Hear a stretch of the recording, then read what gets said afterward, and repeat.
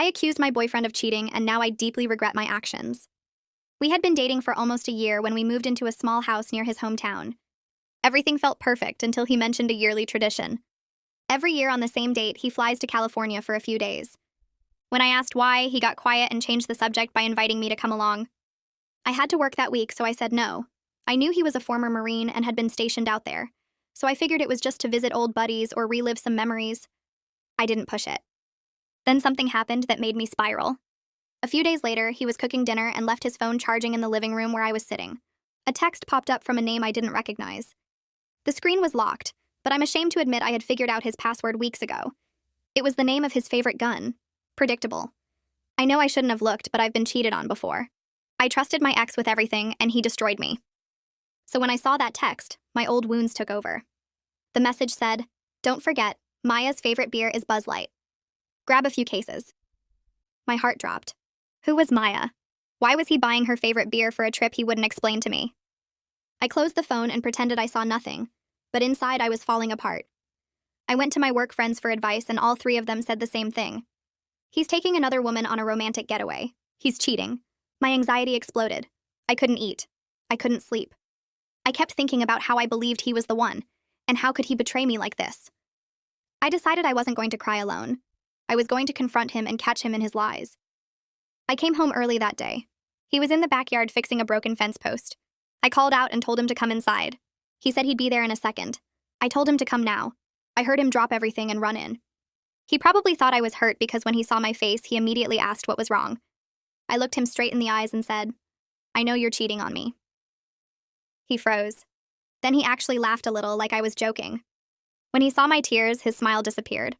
He stepped toward me, trying to hold me, but I pushed him away. He looked so confused and hurt. He stepped back and quietly asked, "What made you think I'm cheating?"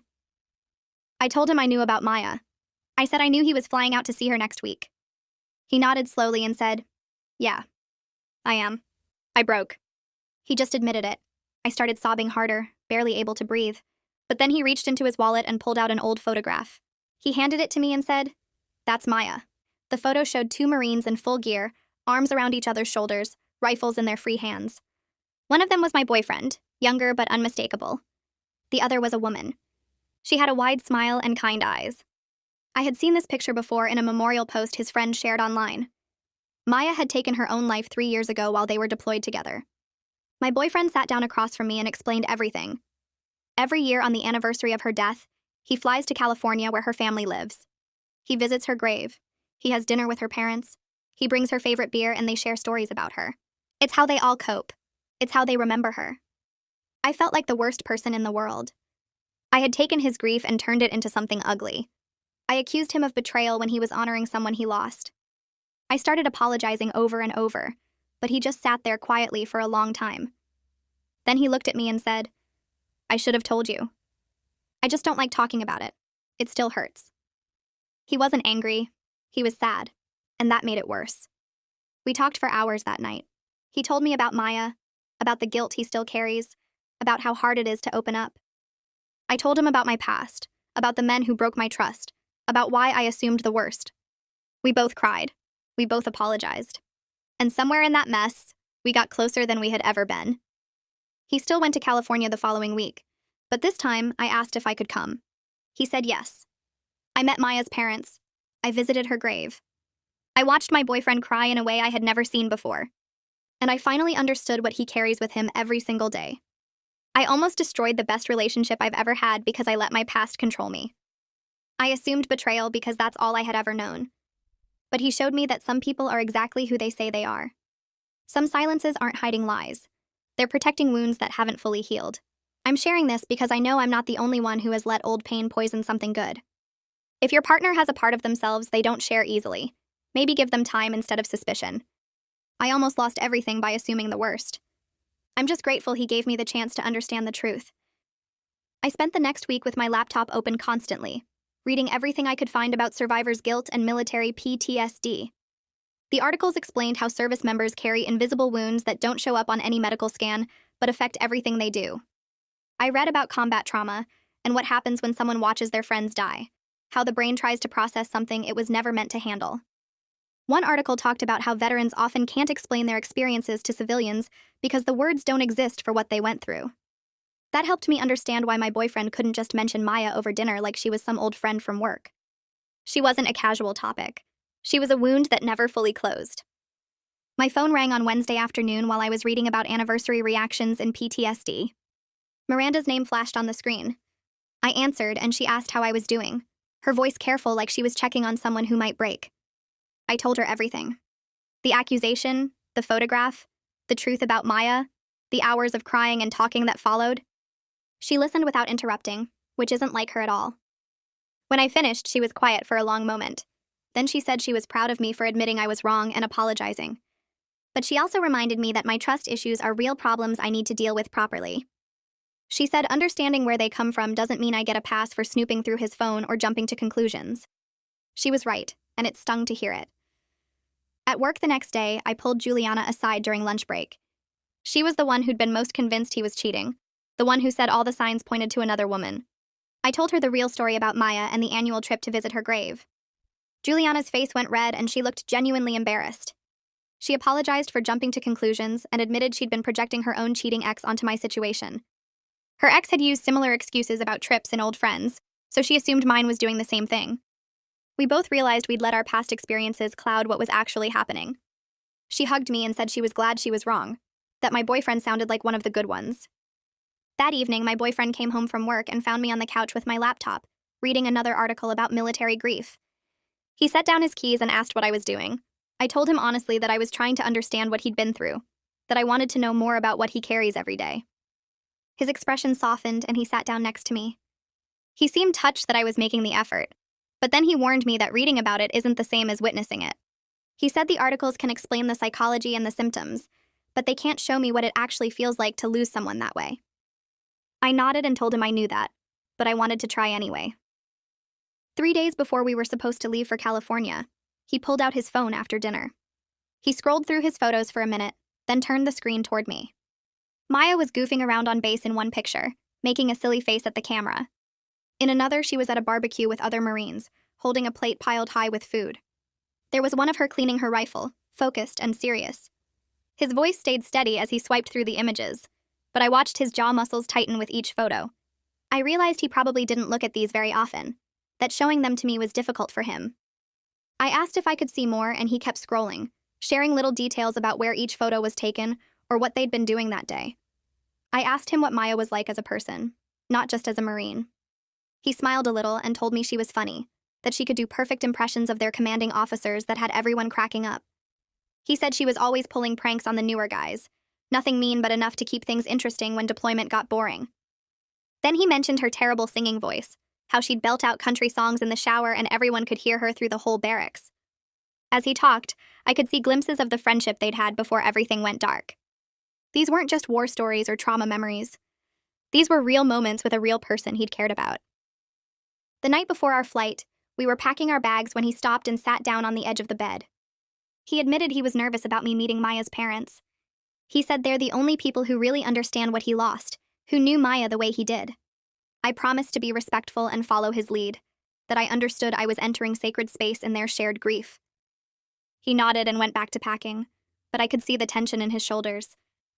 This trip wasn't just emotionally hard for him, it was also the first time he was bringing someone into this part of his life, and that carried its own kind of pressure. On the plane to California, he barely said a word. He stared out the window for most of the flight, watching the clouds pass below us. His knee bounced constantly, a nervous habit I'd noticed before but never this intense. I held his hand and didn't try to force conversation. I was learning that sometimes support doesn't mean filling the silence with words. Sometimes it just means being there, being present while someone works through whatever they're feeling.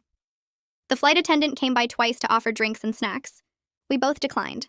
Neither of us had much appetite. When we landed and picked up our rental car, his whole demeanor changed. His shoulders tensed up and pulled back like he was bracing for something. His responses got shorter, just 1 or 2 words instead of full sentences. I realized he was already mentally preparing himself for the emotional weight of the next few days. The drive from the airport into the city felt longer than it probably was. He gripped the steering wheel tight and kept his eyes fixed on the road. I didn't try to make small talk or point out landmarks. I just let him have the space to get ready for what was coming. We stopped at a liquor store about 20 minutes from Maya's parents' house. He pulled into the parking lot and turned off the engine. Inside, he walked straight to the beer section without hesitation. He grabbed 3 cases of Buzz Light, stacking them in his arms like he'd done this exact thing many times before. I stood there watching him and finally understood the text message that had started my whole spiral of suspicion. This wasn't some secret romantic gesture for another woman. This was a tradition, a way of including Maya in a gathering she should have been part of. He clearly knew exactly what her parents expected him to bring each year, down to the specific brand and quantity. At the checkout counter, he paid in cash while I stood beside him holding my purse and feeling like I was watching someone else's life unfold in front of me. The cashier asked if we were having a party, and my boyfriend just said something about visiting family, his voice flat and distant. We loaded the beer into the trunk and got back in the car without speaking. The drive to Maya's parents' house took us through neighborhoods that looked like any other California suburb, houses with neat lawns and 2-car garages, completely normal except for the fact that we were heading toward a place where grief lived permanently in every room. He pointed out the window at a chain-link fence surrounding a huge complex of buildings.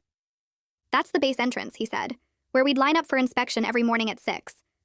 His voice carried this weird mix of fondness and pain, like remembering good times that were attached to bad ones. A few blocks later, he gestured at a dive bar with a neon sign that flickered even in daylight. "We used to go there every Friday night," he said, the whole unit crammed into those back booths getting drunk and loud.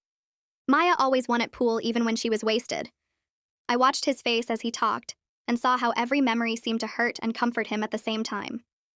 He turned down a street that led toward the ocean and slowed the car near a public beach access point. "We'd come here on rare days off," he said. "Just sit in the sand and not talk about anything related to the military." Maya loved the water even though she grew up landlocked in Arizona. The nostalgia in his voice made my chest tight because I understood now that this whole city was a map of memories he couldn't escape, places that would always remind him of someone who wasn't here anymore. Maya's parents lived in a small house painted pale yellow with white trim, a tidy front yard, and an American flag hanging by the door. Before we even made it up the walkway, the front door opened and a woman rushed out. She was small and gray-haired, wearing jeans and a Marine Corps t-shirt that probably belonged to Maya. She grabbed my boyfriend in a hug that looked like it might break both of them, her arms wrapped tight around him while he bent down to hold her back. Maya's father appeared in the doorway, a tall man with a military bearing even in civilian clothes, and he waited until his wife released my boyfriend before stepping forward to clap him on the shoulder. "Good to see you, son," he said, and the way he said son made it clear this wasn't just politeness, but something earned through years of shared grief. They both turned to me then, and I felt their eyes studying my face, trying to figure out exactly who I was and what I meant to their daughter's friend. Maya's mother smiled and introduced herself, shaking my hand with both of hers, her grip warm and firm. Maya's father nodded at me and said they were glad I could make it, his voice careful and measured like he was still deciding what he thought about my presence here. Inside their home, I understood immediately why my boyfriend had been nervous about bringing me. Photos of Maya covered every available surface, arranged on shelves and walls and side tables, a complete visual history of her life from infancy to the last pictures taken before she died.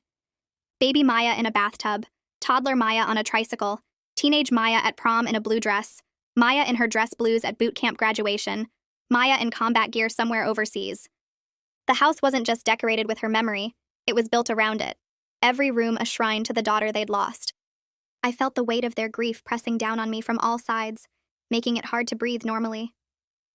We sat in the living room and Maya's mother brought out iced tea while her father asked about our drive from the airport. My boyfriend answered in short sentences, his posture stiff and formal like he was reporting to a superior officer. I could see him struggling with something, some internal battle between wanting to be here and wanting to run away from how much it hurt. Dinner was pot roast and potatoes, comfort food that Maya's mother said was her daughter's favorite meal. We sat around a small dining table with an empty chair that nobody mentioned but everyone noticed. Maya's father asked my boyfriend about his job, about our house, about whether he was taking care of himself. My boyfriend answered honestly but kept everything brief, like he felt guilty for having a life to report on when Maya didn't. I sensed the weight of survivor's guilt in every word he spoke, the way he downplayed his own happiness as if joy was something he didn't deserve. Maya's mother turned her attention to me and asked how we met, what I did for work, the normal getting-to-know-you questions that felt completely surreal given where we were and why. I answered carefully, aware that I was evaluated not just as his girlfriend, but as someone he trusted enough to bring into this sacred annual ritual they all shared. I told them about my job, about our house, about how patient and kind he'd been with me even when I didn't deserve it. Maya's mother nodded along, and I could see her mentally checking boxes, deciding if I was good enough for the man who visited her daughter's grave every year. After dinner, Maya's father pulled out a bottle of whiskey and 2 glasses, gesturing for my boyfriend to follow him to the back porch. Through the kitchen window, I watched them sit in lawn chairs, their heads bent close together as they talked in voices too low for me to hear. 2 men bound by combat and loss, sharing something I'd never fully understand, no matter how many articles I read about military trauma or survivor's guilt. Their conversation looked heavy and important, the kind of talk that only happens between people who've seen the same darkness. Maya's mother and I cleaned up the kitchen together, loading the dishwasher and wiping down counters in comfortable silence. Then she said she was glad he finally brought someone with him, because she worried about him making this trip alone every year. Her kindness, despite her own devastating loss, made me feel physically sick about my accusations and suspicions, about how I'd turned his grief into evidence of betrayal. I apologized again for intruding on their family tradition, and she waved it off, saying that anyone he cared about enough to bring here was welcome in their home. We left around 9 and drove to our hotel in silence. He checked us in at the front desk while I stood beside him feeling exhausted from holding myself together for hours. In our room, he sat on the edge of the bed and started unlacing his shoes with shaking hands. I sat next to him and put my hand on his back, feeling the tension in his muscles. Then he broke. Deep, body-shaking sobs that seemed to come from somewhere primal and unreachable, a kind of crying I'd never witnessed from any person before. I wrapped my arms around him and held on while he fell apart, not trying to fix it or make it stop, finally understanding that some pain just needs to be felt and witnessed and survived. He cried for maybe 20 minutes, gasping for air between sobs, his whole body trembling against mine. When he could finally speak, he told me between ragged breaths that he felt guilty for being alive when Maya wasn't, guilty for finding happiness with me when she'd never have that chance. The survivor's guilt was so heavy and irrational and completely consuming, and I realized he'd been carrying this weight alone for 3 years, without letting anyone see how much it crushed him.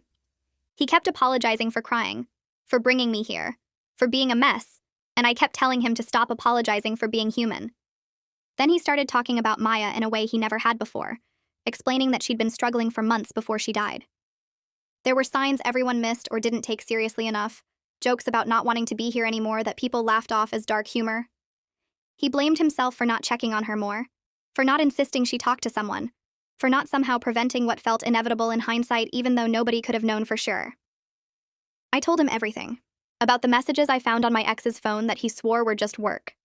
About the way he made me feel crazy for months, saying I was paranoid and jealous when my gut knew something was wrong. I described coming home early one day and finding proof I couldn't deny anymore.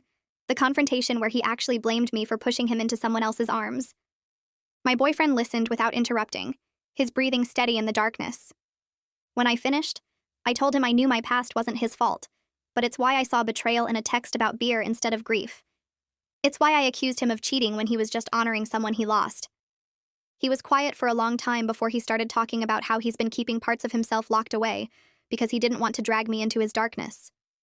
He explained that he tells people he's fine when he's not, that he pretends the nightmares don't still wake him up sweating and disoriented. I admitted I've been searching for signs of betrayal in everything he does because expecting the worst feels safer than being blindsided again. We kept talking as the room grew lighter, neither of us sleeping, both of us finally saying things we'd been too scared to voice. He confessed he's been protecting me from his worst days by withdrawing instead of letting me see him struggle. I told him I've been testing his loyalty in small ways without realizing it, looking for cracks that would prove my fears right. When morning came, the heaviness was immediate. He moved through getting dressed like his body was on autopilot while his mind was somewhere else entirely. His face had gone blank in a way that scared me more than the crying, like he'd shut down every emotion to get through what came next. I got ready quietly, not sure what to say or if saying anything would help. We checked out of the hotel and drove to Maya's parents' house, where they were waiting on the front porch with flowers already in hand. The 4 of us got into their car, my boyfriend and I in the back seat with the cases of Buzz Light beer stacked between us. Nobody spoke during the 20-minute drive to the cemetery. The silence felt thick and suffocating, like the air itself was carrying the weight of what this day meant to all of them. I watched the scenery pass by the window, normal people doing normal things on a day that felt anything but normal. The military cemetery stretched out in every direction when we arrived, thousands of identical white headstones arranged in perfect rows across immaculate grass. We parked and walked through the grounds, following a path Maya's parents clearly knew by heart. The headstones blurred together until we stopped at one that looked exactly like all the others except for the name carved into it. Maya's full name, her rank, the dates that marked the beginning and end of her life. Her father knelt down and placed the flowers at the base of the headstone, while her mother set up a small framed photo of Maya in her uniform, smiling at whoever took the picture. My boyfriend stood completely still, staring at the grave with an expression of such raw pain that I had to look away to keep from crying. His jaw was clenched tight and his hands were fists at his sides, like he was physically holding himself together. Requested Reds is on Spotify now. Check out link in the description or comments. Maya's father opened one of the beers and poured it slowly onto the grass in front of the headstone, the liquid soaking into the ground. Her mother opened another and did the same, a ritual that felt both simple and incredibly meaningful. My boyfriend took the third beer with shaking hands and poured it out, his lips moving silently like he was saying something only Maya could hear. They each took beers for themselves and stood there drinking in silence for a few minutes. The four of us gathered around a grave like we were including her in the moment. Then her father started talking about basic training, about how Maya convinced another recruit to help her prank their drill sergeant by hiding all his whistles. Everyone laughed softly through their tears as he described the sergeant's face when he couldn't find a single whistle anywhere. My boyfriend added that Maya almost got kicked out for that stunt but somehow charmed her way out of serious punishment, and I could hear the fondness in his voice mixed with the grief. More stories came after that, each one painting a clearer picture of who Maya had been. Her mother talked about Maya's attempts at cooking that were so bad everyone learned to eat before coming to her place. My boyfriend told a story about Maya winning a poker tournament on base and trash-talking guys twice her size. Her father described the time Maya won a push-up contest against the entire platoon, refusing to quit even when her arms were shaking. They passed around more beers and kept talking, sharing memories that made Maya feel alive and present and real, which somehow made her absence feel even more crushing. My boyfriend stepped closer to the headstone and dropped to one knee in the grass. His hand reached out and touched the carved letters of Maya's name, fingers tracing each one slowly like he was trying to connect with her through the stone. He started talking in a voice so quiet I could barely hear him at first. He told Maya about me, about how we met, about how scared he'd been to let someone in again after losing her.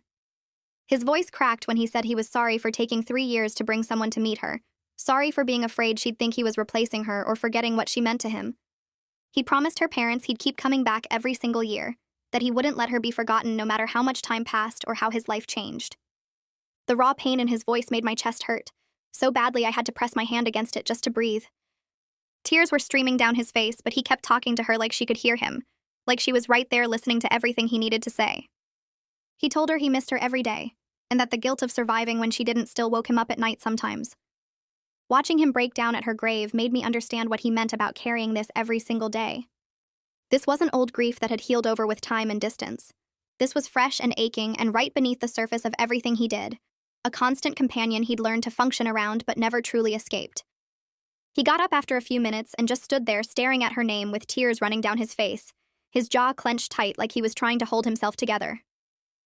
Maya's mother moved closer to me and put her arm around my shoulders. She spoke quietly so only I could hear, telling me she was grateful he had me now, that Maya would want him to be happy and loved. The generosity of her words given her own loss hit me hard. Here was a woman who'd buried her daughter, who came to this cemetery every year to pour beer on her grave, and she was worried about whether her daughter's friend had someone to love him. I started crying for the first time since we'd arrived at the cemetery, tears falling so fast I couldn't stop them. She squeezed my shoulder and didn't say anything else, just stood there with me while we both watched my boyfriend grieve for the woman he couldn't save. We stayed at the graveside for over an hour, nobody wanting to be the first one to suggest leaving. The afternoon sun felt too bright and normal for how heavy everything felt, like the world should somehow acknowledge what we were carrying, but instead just kept going like any other day.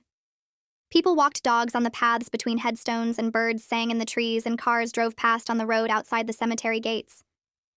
Finally, Maya's father said we should probably head back to the house before it got too late. We walked to the car in complete silence, emotionally wrung out and exhausted in a way that went deeper than just being tired. My boyfriend held my hand so tight it almost hurt, but I didn't pull away because I could feel how much he needed the connection.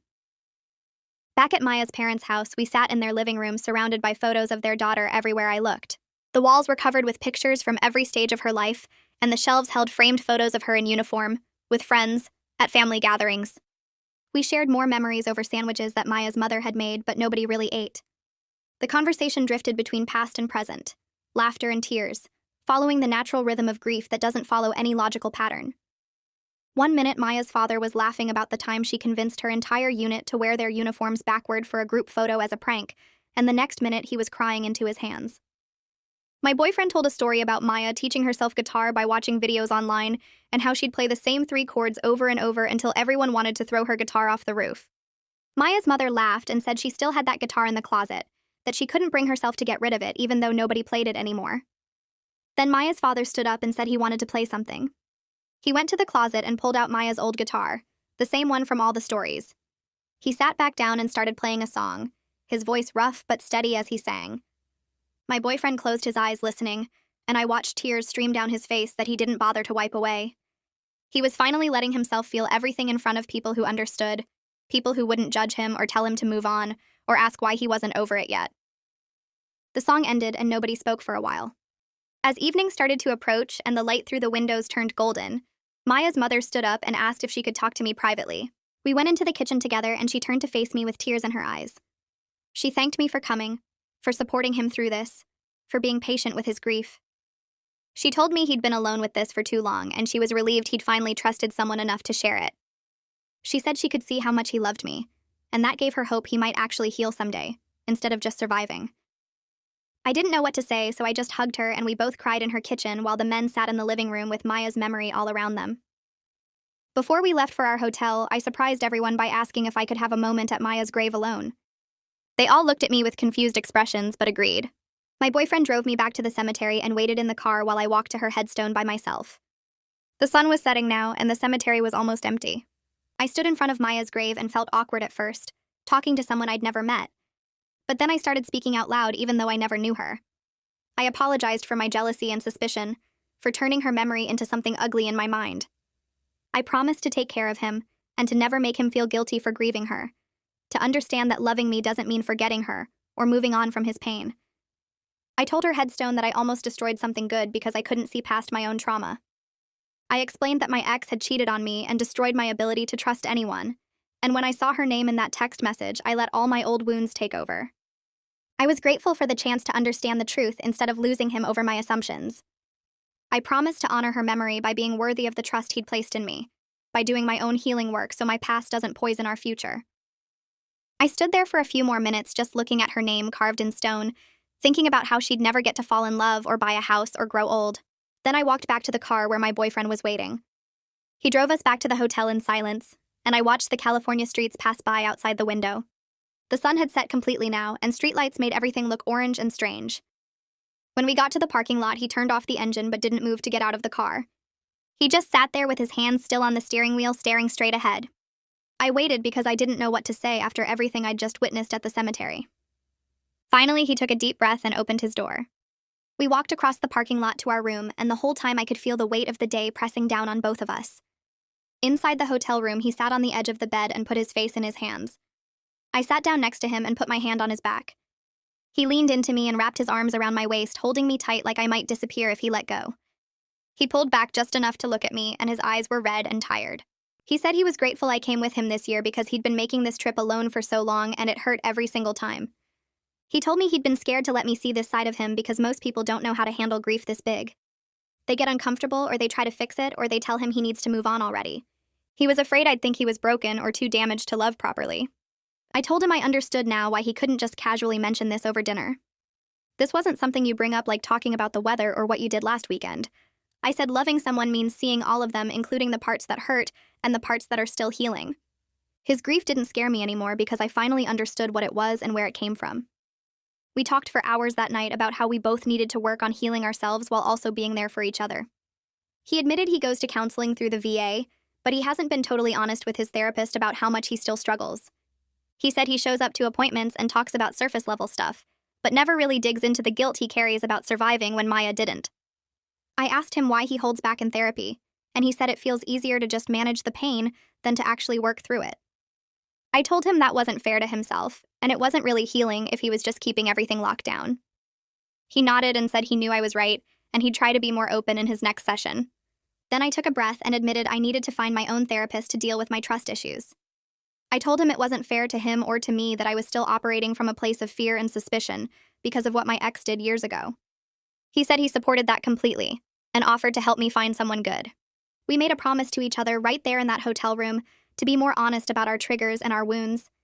He said he'd share more about his hard days instead of withdrawing and shutting down. I promised to voice my anxieties when they came up instead of letting them spiral into accusations and paranoia. The next morning, we checked out of the hotel and drove to the airport. The flight home felt completely different from the flight there. We were both exhausted and didn't talk much, but there was something new between us now. We'd seen each other's deepest wounds and messiest parts, and we'd both chosen to stay. We'd chosen to work on healing together while also doing our own individual work. When we landed and drove back to our house, I felt like I was seeing everything with new eyes. I noticed things I'd walked past 100 times before but never really paid attention to. In his closet, there was a Marine Corps flag folded in a perfect triangle sitting on the top shelf. On his dresser was a challenge coin that I'd always thought was just some random keepsake. The way he organized his space with everything in its exact place wasn't just him being neat. It was military precision drilled into him from years of service. These weren't just quirks anymore, but pieces of an identity shaped by experiences I'd never fully understand. A few days after we got back, I was in the kitchen making coffee when his phone buzzed on the counter next to me. I felt that old familiar urge rise up in my chest to grab it and check who was texting him. My hand actually moved toward the phone before I caught myself and pulled it back. The fear and suspicion were still there living inside me like they always had been. But now I had the awareness to recognize it as my trauma talking instead of truth. I stepped away from the counter and took a few deep breaths until the urge passed. That night, I sat at my laptop and started researching therapists who specialized in trust issues and past relationship trauma. I read through profiles and reviews for over an hour looking for someone who seemed like a good fit. I needed someone who wouldn't just tell me to get over it or that I was being unreasonable. I needed someone who understood that betrayal leaves actual scars that don't just fade because time passes. Making the appointment felt like taking responsibility for my own healing instead of expecting my boyfriend to fix damage someone else caused. My first session was 2 weeks later in a small office downtown. The therapist's name was Gage, and he had kind eyes and asked me to tell him why I was there. I started talking about my ex and the cheating, and suddenly I was crying harder than I'd cried in months. Talking about it brought up feelings I thought I'd dealt with years ago, but clearly I'd just buried them. Gage listened without interrupting, and when I finished, he helped me see that I'd been protecting myself by assuming betrayal before it could happen. I'd been staying alert and watching for signs of cheating so I'd never be blindsided again like I was with my ex. But that constant watching and suspicion was costing me the chance at real closeness with someone who actually deserved my trust. Around the same time I started my therapy work, my boyfriend made a change too. He started going to his VA counseling appointments every week instead of once a month like he'd been doing before. The first few times he came home afterward, he looked wiped out. His eyes were red and his shoulders sagged like he'd been carrying heavy boxes all day. He'd drop his keys on the counter and head straight to the bedroom without saying much. I'd follow him in and find him lying on the bed staring at the ceiling. When I asked if he wanted to talk about it, he'd shake his head and say he just needed to process everything. But after a few weeks of regular sessions, something shifted. He started telling me small pieces of what he discussed with his therapist. He'd mentioned that they talked about Maya and the guilt he carried about not seeing the signs before she died.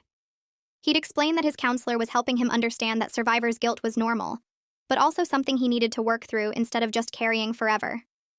One night after a particularly hard session, he sat at our kitchen table with his head in his hands and told me it felt good to finally stop pretending he was fine. He said he'd been holding everything in for 3 years, acting like he'd moved on and processed it all, when really he'd just gotten better at hiding how much he still hurt. Hearing him admit that made me realize how much strength it took for him to show up to those appointments week after week and actually do the work instead of just going through the motions. Things felt like they were moving in a good direction for both of us until one evening about 6 weeks after California. He was supposed to be home from work at 6, but 7 o'clock came and went with no text or call. By 7:30, I was pacing the living room, checking my phone every 2 minutes. My chest felt tight and my hands were shaking as old fears crept back in. By 8 o'clock, I'd convinced myself something was wrong. He was avoiding me or lying about where he was, or maybe he'd decided this whole thing was too much work, and he was done. When he finally walked through the door at 8:15, I was sitting on the couch with my arms crossed and tears streaming down my face. He stopped in the doorway looking confused and asked what was wrong. I stood up and my voice came out harsh and accusing when I said he'd been gone for over 2 hours without any explanation. I told him it felt like he was avoiding me on purpose. He put his hands up and said he wasn't avoiding anyone, but his tone was defensive and sharp. He said he needed space sometimes and I couldn't expect him to report his every move. That made me angrier because it felt like he was twisting what I'd said. I shot back that asking for a simple text wasn't the same as demanding he report his every move. He raised his voice and said he didn't realize he needed permission to stay late at work. We were suddenly standing in our living room yelling at each other, both of us hurt and angry and falling right back into old patterns of miscommunication. But then something different happened. He stopped mid-sentence and took a deep breath. He walked over and sat down on the couch, and after a second, I sat down too. We were both quiet for a minute, both of us breathing hard and trying to calm down. He spoke first, and his voice was quieter when he said he was sorry for not calling. He explained that he'd gotten caught up in a project at work and completely lost track of time. It wasn't that he was avoiding me or trying to stay away. He just genuinely forgot to check his phone or send a message. He said he understood why that made me anxious given everything we'd been through, but it wasn't intentional or meaningful beyond him being forgetful. I wiped my eyes and admitted I'd jumped to the worst conclusion without any real reason. I told him I felt insecure earlier that day for no particular reason, and when he was late, it triggered all my old fears about being lied to and cheated on. I said none of that was actually about him or anything he'd done wrong. It was about me and my past trauma making me assume betrayal when there wasn't any.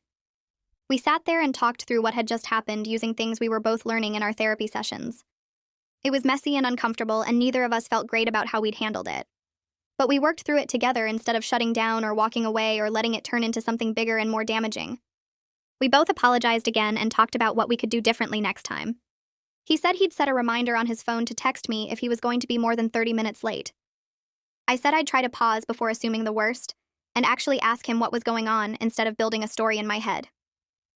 When we finally went to bed that night, we both felt closer instead of more distant.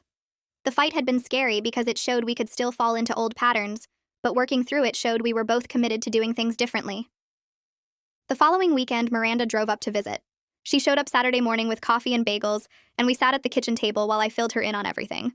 I told her about the California trip and meeting Maya's parents and visiting the grave.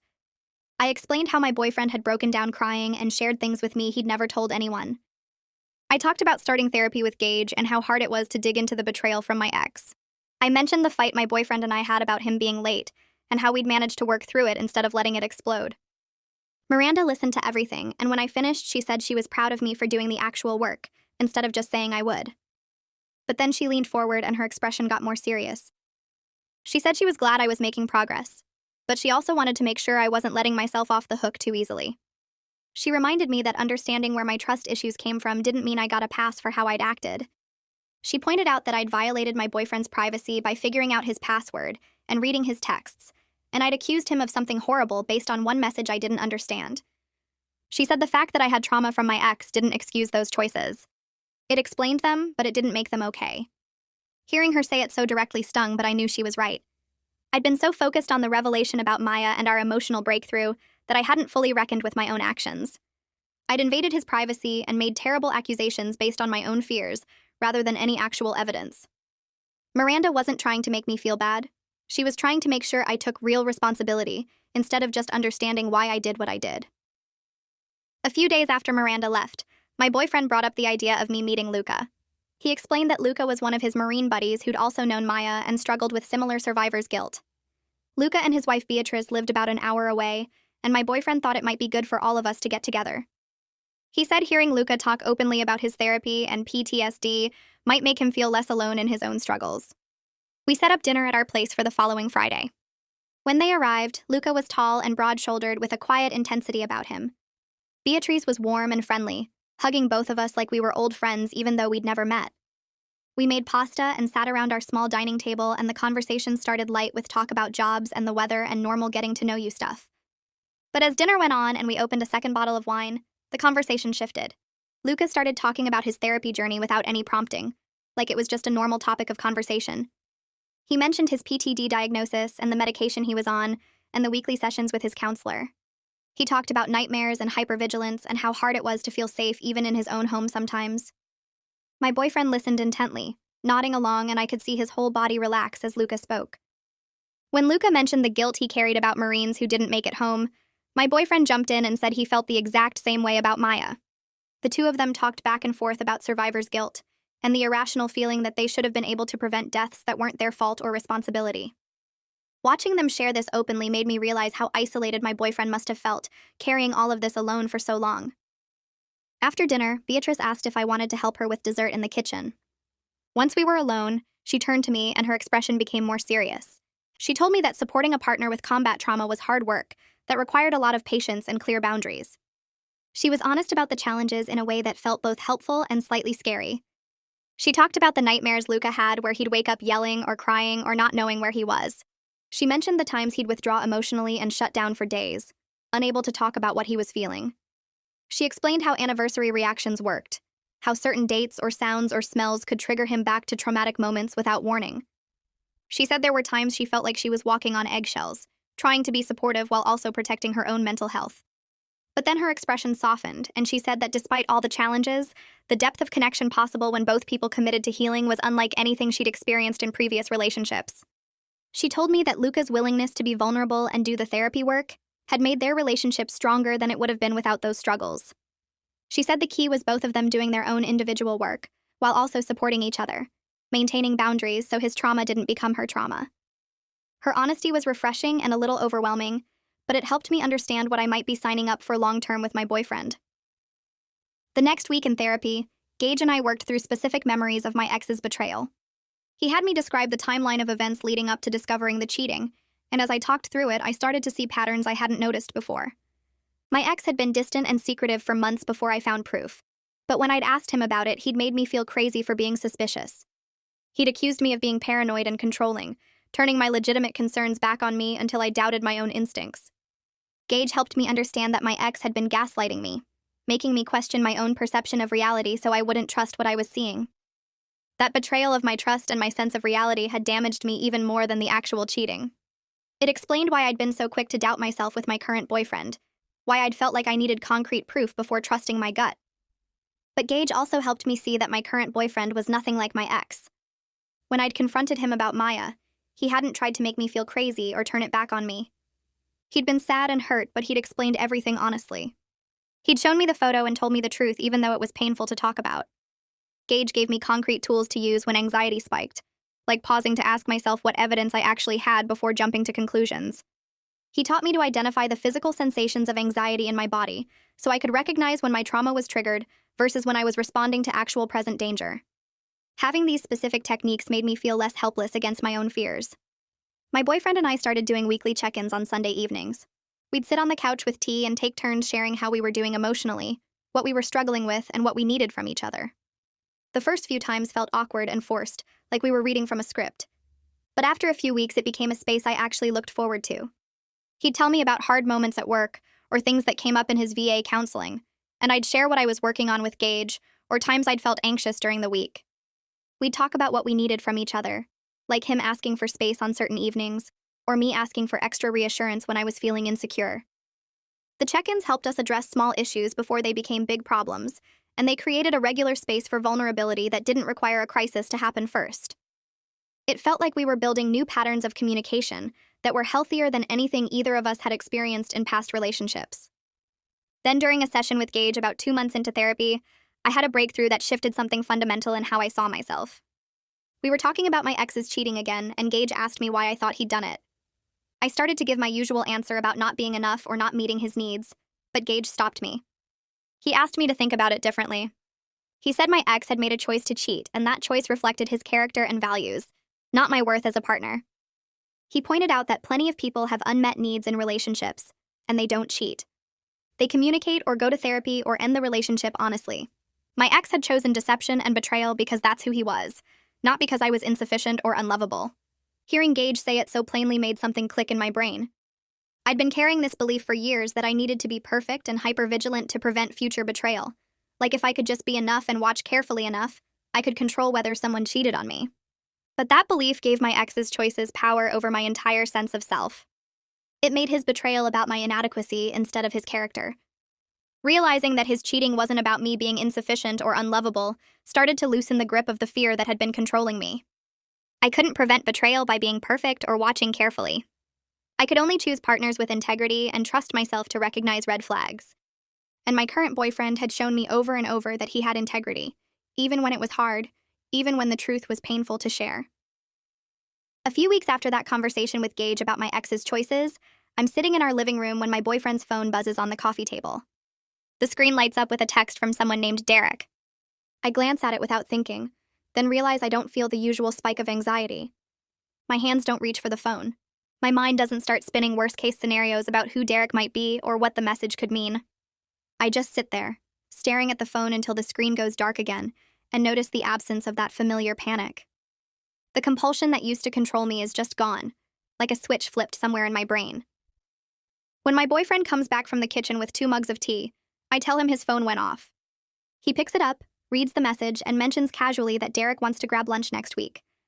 I nod and take my tea, feeling this quiet victory settle in my chest. The therapy work is actually changing something fundamental in how I respond to triggers. I'm not just managing my anxiety better. I'm becoming someone who doesn't automatically assume betrayal when a phone buzzes. That weekend, we're sitting at the kitchen table with our laptops, looking at flights for next year's California trip. He scrolls through dates and prices while I pretend to work on emails, but really I'm just watching him. His face is relaxed in a way it never is when he talks about Maya or the anniversary. He finds a good fare and adds it to his cart, then looks up at me with this expression I can't quite read. He asks if I'd be comfortable staying with Maya's parents instead of getting a hotel this time. The question catches me off guard. I know what he's really asking. He wants to bring me deeper into this tradition, to make me part of the annual ritual instead of just an observer. Maya's parents have their own guest room and they've mentioned it before, but he's always declined. Now he's ready to say yes, which means he's ready to integrate me fully into this piece of his life that used to be separate. I tell him I'd love that, and I mean it. The fact that he's making space for me in the painful parts, not just the easy ones, feels like something important shifting between us. He reaches across the table and squeezes my hand, then goes back to booking the flights like it's no big deal, but I can see the relief in his shoulders. A few days later, he comes home from his VA counseling session and sits down on the couch next to me. He's quiet for a minute, staring at his hands. Then he tells me his therapist said something that's been rattling around in his head all afternoon. She helped him see that honoring Maya's memory doesn't require him to stay frozen in grief. That Maya would want him to heal and be happy, not spend the rest of his life carrying guilt like a weight he can never put down. He says it out loud like he's testing the words, seeing if they feel true. He's starting to forgive himself for surviving when she didn't, recognizing that his guilt doesn't actually honor her or help anyone. It just keeps him stuck in the worst moment of his life, reliving it every day. I watch his face as he talks and see something different there.